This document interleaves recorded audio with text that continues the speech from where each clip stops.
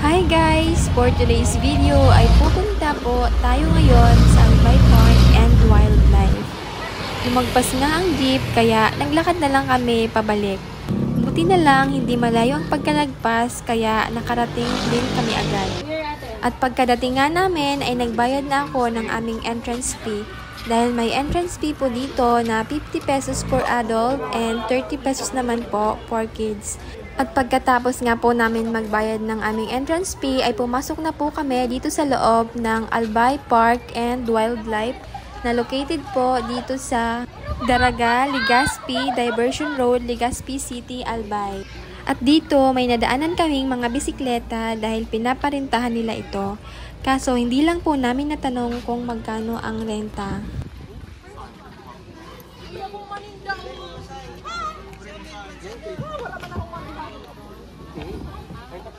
Aakyat nga po kami pataas dahil marami po tayo doon makikita na iba't ibang mga uri ng hayop.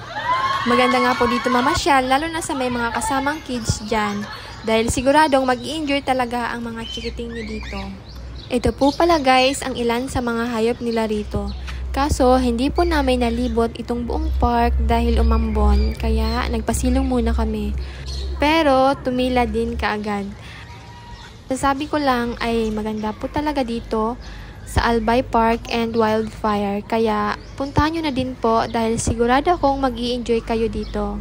And that's all for today's video. See you in my next vlog. Thank you guys for watching. Bye!